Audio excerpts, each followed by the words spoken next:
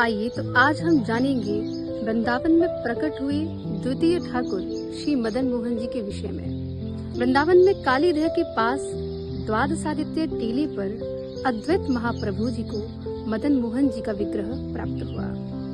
एक बार अद्वैत महाप्रभु को बंगाल वापस जाना था, इसलिए अद्वैत महाप्रभु जी ने भगवान मदन मोहन को मथुरा के एक चतुर्वेदी ब्राह्मण परिवार को सेवा सौंप दी और चतुर्वेदी ब्राह्मण परिवार में भगवान बालक बनकर सेवा ग्रहण करने लगे। एक बार वृंदावन से सनातन गोस्वामी मधुकरी मांगने के लिए मथुरा गए। तभी उन्होंने देखा कि भगवान सदन के साथ खेल रहे हैं और इस प्रेम को देखने के कारण श्री सनातन गोस्वामी जी रोज चतुर्वेदी ब्राह्मण परिवार के यहाँ पर मधुकरी करने के लिए आते थे। एक दिन भगवान मदन मोहन ने सनातन गोस्वामी जी को स्वप्न दिया कि आप मुझे चतुर्वेदी ब्राह्मण के यहाँ से वृंदावन लाकर स्थापित कर दीजिए। सनातन गोस्वामी जी चतुर्वेदी जी के यहाँ पर आए, तब उन्होंने भगवान मदन मोहन को सनातन गोस्वामी जी को सौंप दिया और सनातन गोस्वामी जी ने भगवान मदन मोहन को आदित्य टीले पर विक्रमी संवत 1590 में वहीं पर स्थापित कर दिया और भगवान की सेवा पूजा करने लगे। सनातन गोस्वामी जी भगवान को बाटी का भोग लगाते थे।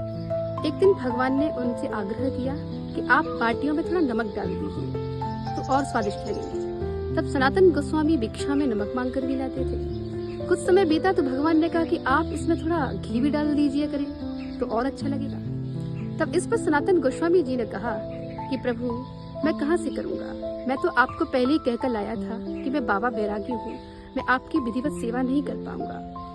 तब भगवान ने इस बात को गंभीरता से ले लिया। तभी एक व्यापारी जिसका नाम रामदास कपूर था, वो आगरा अपना नमक बेचने के लिए जा रहा था, लेकिन यमुना जी में जब नाव लेकर वो चला तो वृंदावन में रेत के टीले के समीप आकर उसकी नाव अटक गई। उसने बहुत प्रयास किया लेकिन नाव नहीं निकल पाई। तभी वो व्यापारी सनातन गोस्वामी जी के पास आया, उनसे आग्रह किया। तब उन्होंने भगवान मदन मोहन से विनती करने के लिए कहा और भगवान ने उनकी विनती को सुनकर उनकी नाव को उस टीले से बाहर निकाल दिया। अब उस व्यापारी ने नमक से बेचकर जो पैसे उसे प्राप्त हुए, उन पैसों से भगवान के भव्य मंदिर का निर्माण कराया। लेकिन भगवान यहाँ पर अनेकों वर्ष रहे, लेकिन मुगल साम्राज्य में जब मंदिरों पर आक्रमण हुआ, भक्त उनको राजस्थान के करौली में ले गए और वहाँ के राजा राजगोपाल सिंह ने भगवान के भव्य मंदिर का निर्माण कराया। तब से भगवान मदन मोहन जी करौली में विराज रहे हैं। जय श्री कृष्ण।